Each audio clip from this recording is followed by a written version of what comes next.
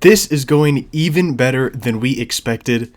Just over a year ago, Buster Posey was named the new president of baseball operations for the San Francisco Giants. We are going to break down every trade, free agent signing, middle season move, and then some of the Bob Melvin decisions. We're going to break all those down here on SF Giants Digest. But before we get into all of that, make sure to go down below and hit that subscribe button as we get this channel going. That'd be much appreciated by me and everybody over at Digest Media. Now, getting right into the discussion, obviously there were a lot of skeptics out there when Buster Posey was given this role. A lot of it thought it was just to give the Giants some exciting news, as there'd been a couple of bad years down in the past couple of seasons. Obviously 2021 was great, but 22, 23, and then obviously 24 were some really disappointing seasons, especially 24 after signing Matt Chapman, Blake Snell, even Jorge Soler, Jung Hoo Lee, who got hurt. There's a lot of just disappointment around the SF Giants fan base, and a lot of people thought that bringing in Buster Posey was just something to get the fan base excited and not a real win, or not a real move to go towards winning. However, Buster Posey has shown us that he is all about winning. That is the one thing that every Giants fan who'd been around since 2010 knew with Buster Posey, is he really did care about winning. As a player, he made it clear he really wanted to win, and as a president of baseball operations, as an executive, he has shown that same passion of the game for winning.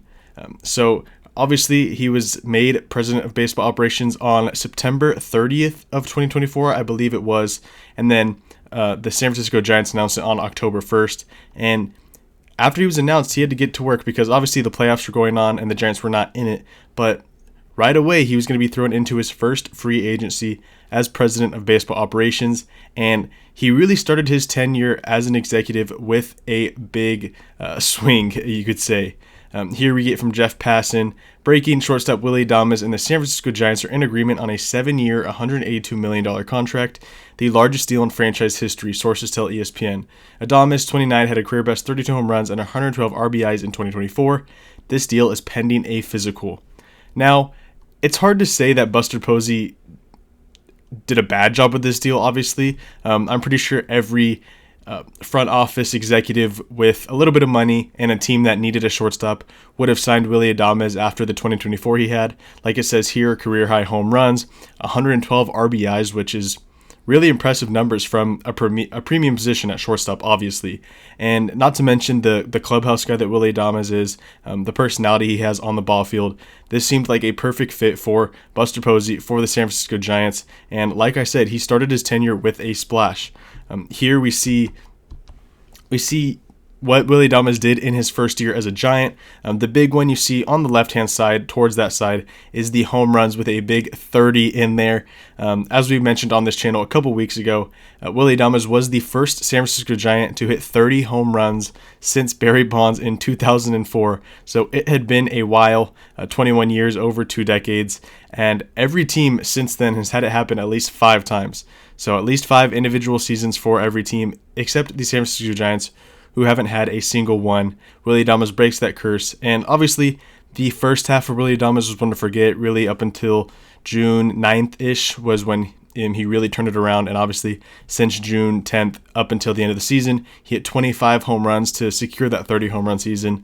But in the beginning, it was looking rough, but he really turned it around in the second half and looked like the guy you handed out the biggest contract in franchise history.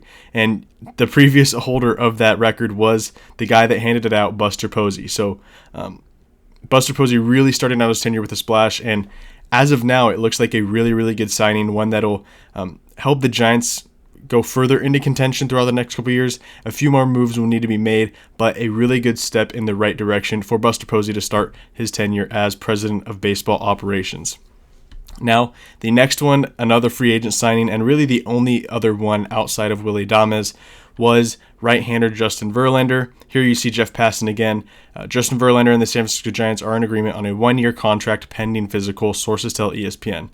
Obviously, the Hall of Famer turns 42 next month, and he was 42 for the entire season, and this did end up being a $15 million deal. So, I mean, a pretty penny for a 1-year deal for a 42-year-old who not a lot of people knew what to expect. He's coming off the worst season of his career at that point, and just like I said, not a lot of expectations for Justin Verlander. You were hoping to get maybe a low fours ERA with around 120 innings, something in that range. That would be pretty good, I guess. But Verlander really did blow it out of the water. You see here 152 innings pitched, which is a lot more than anyone would have guessed. 29 games started, which at 42 years old is pretty insane to think about. Unfortunately, only 4 wins, and the Giants bullpen really did blow that a lot of times. I believe he could have been close to 10 wins this season with the amount of times Ryan Walker blew some saves, the bullpen, the 7th, 8th innings after he'd come out with, no runs, 1 run given up, the bullpen really screwing it up a couple of times. But, a 3.85 earned run average in 150 plus innings pitched at age 42 is honestly a really good signing. He ended up being between the 3 and the 4 for the year. The first half, Landon Roop acted as the 3 starter, as the first half for Verlander was not pretty. But the back half of the season, when Landon Roop was injured for a lot of it, the Giants really struggled to find starting pitching. In the last third of the season, Justin Verlander really stepped up, and there's a string of starts there where he was dominant. He really turned back the clock, and he definitely pitched himself into a contract heading into 2026. Now we'll see how much that contract is worth, as he is going to be 43 for the majority of next season. But once again here, even though it did not start out great, the Justin Verlander signing did end up being pretty strong. $15 million for north of 150 innings pitched at a high threes ERA is honestly pretty strong. There's a lot of people that would argue it's an overpay with how the first half went, but Verlander really did keep this rotation afloat in the back half of the season when Logan Webb struggled in July. Robbie Ray really struggled in September. So Verlander was a strong point for the Giants in the back half of the season, especially when they were in that playoff push, towards the end of August and the beginning of September. Now, the biggest splash, arguably, that Buster Posey has made in his tenure is when he went and got Rafael Devers. Here you see from Robert Murray, the guy who broke it. He says the San Francisco Giants are acquiring Rafael Devers from the Boston Red Sox for Jordan Hicks, Kyle Harrison, and more, according to sources familiar with the deal. Obviously, like I said, this was an insane move, one of the biggest trades we'd seen in MLB history in terms of recent years, probably one of the biggest trades since the beginning of the 2000s, and one that I never really thought I'd see from the Giants, especially living as a fan in the Farhan Zaidi era, someone who didn't really go for the big splash, even though he was said to be in on Judge and Ohtani and guys like that. It never really worked out, but Buster Posey really showed his hand here and said, I'm not afraid to go for it. I want winning baseball back in San Francisco, and this is exactly the move to do that. Obviously bringing Rafael Devers, a guy who, when he's at his best, is a top 10 hitter in baseball, something the Giants legitimately have not had since. Obviously, Buster Posey was a very good hitter, but this is the type of slugger that San Francisco has not seen since Barry Bonds. He's a guy that can consistently hit 30 home runs in a season. I expect him to do so next season in 2026, and just a really strong hitter for Buster Posey to go out and get. Now, this is what Rafael Devers did in a Giants jersey this season, just under 400 plate appearances. I believe it was around 90 games, but 21 home runs in just 400 plate appearances. You expect when he gets, in the 500, 600 plate appearances in a season, he can really get close to that 30 home run mark with the Giants. A 129 WRC plus, weighted runs created plus. You expect that to be a little bit higher. The only concern here is the almost 30% strikeout rate, which did spike a bit since coming over from the Red Sox. But part of that could be, he understands that Oracle Park is a bit of a pitcher-friendly confine, and he was really trying to swing at the fences, and that resulted in a little bit of whiff. But towards the back half of the season, especially during that Giants playoff run, we saw that, Rafael Devers is going to have no problem hitting in Oracle Park. He is the type of hitter where his power will play anywhere, and that is really exciting for Giants fans as, like I said, we have not seen a hitter of this caliber since Barry Bonds. So another move where Buster Posey shows, I am not afraid. I'm going to go for it. I want winning baseball back here, and I'm going to be firm in my decision. I'm not going to sit back and let things figure themselves out. Now, the next thing we see is the trade deadline. Obviously, this is the first time we really saw the Giants sell in a long time. Obviously, they debated in 2019 whether to sell Madison Bumgarner, and Farhan Zaidi decided to, keep him home. But in his first season, Buster Posey decides to sell. We see Camilo Doval, Tyler Rogers, and Mike Yastrzemski get sold, and a really unfortunate turn of events as obviously you acquire Rafael Devers in the middle of June, and you expect to be World Series contenders for the remainder of the season, but you go on one of the worst runs in baseball we've seen across the last couple seasons, and you're the worst team in baseball for a 2-month stretch, arguably, and you end up selling at the deadline. You sell two guys from the strongest group in your team, which is the bullpen. Obviously, Camilo Doval was having a bounce-back season after a disappointing 2024, and then Tyler Rogers is all reliable, one of the most consistent relievers in all of baseball. And then obviously trading, Mike Yastrzemski, who's a longtime Giant, I believe the longest tenured Giant who was on the team going into this season. So in terms of the trade deadline, I think Buster Posey did do pretty well. Obviously, a lot of these will take time to see. Doval, you got 4 prospects back. I know Parks Harbor is a pretty exciting one who had a north of 1,100 OPS since coming over. Jesus Rodriguez should be the platoon partner with Patrick Bailey heading into 2026, and a couple other fun ones there. The Tyler Rogers, obviously Drew Gilbert is a guy who we'll talk about for the future of this channel, I would hope. And then Blade Tidwell looks like a good piece on the mound. And then another guy in Jose Buto who helped stitch that bullpen a little bit immediately. But Drew Gilbert and Blade Tidwell do seem to be the highest upside pieces there, and they could become, legit big leaguers. And then for Mike Yastrzemski, they got the Royals' number 20 prospect at the time, Junior Marte, who is a prospect reliever, and that looks like just getting a top 30 prospect for a guy who is going into free agency and is kind of a third or fourth outfielder type for your team. Seemed like Buster did well, but these will obviously take time to see how they shake out, see how they grade, and hopefully the Giants bring back Tyler Rogers heading into 2026 to help shore up that bullpen, which we know needs a lot of help heading into next season. But the next thing we are going to talk about is the farm system, which is a big discussion for the Giants team. We know that the Giants have had a pretty underwhelming farm system over the last couple seasons.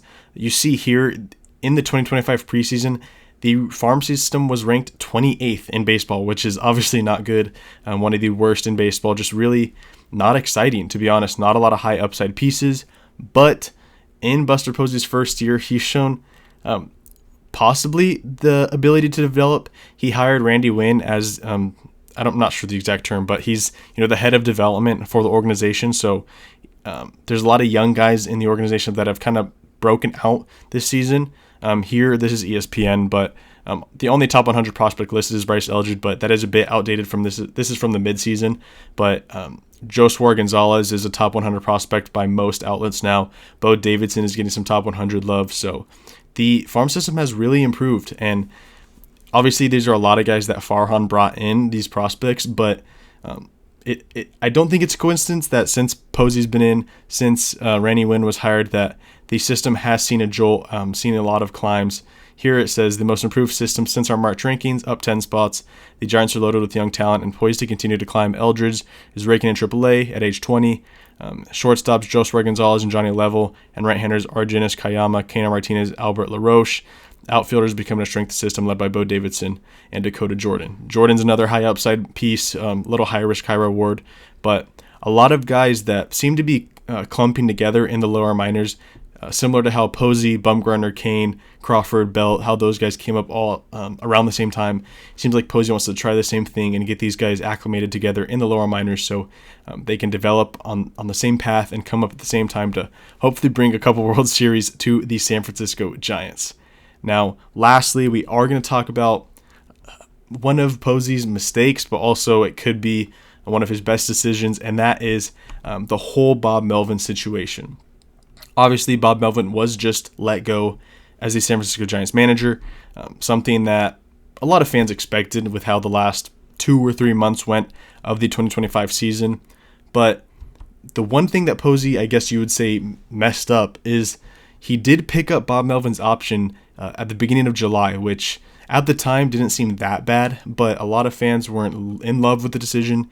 And obviously, Posey's not Posey, but the Giants are going to have to pay Bob Melvin next season now that he is not going to be their manager. So even though he won't be in the dugout making the calls, calling the shots, The Giants will still be paying Bob Melvin what I'm sure is, a couple $1 million, but that does seem to be kind of an outlier in terms of a negative thing that Buster Posey did in his first season as president of baseball operations, but that does seem like something he can learn from. But on the other side of things, letting go of Melvin could be a really good decision where you bring in Nick Hundley, Craig Alvarez, Tony Vitello, Ron Wotus, whoever he chooses to be the next manager, and this manager leads the Giants to, a World Series or two.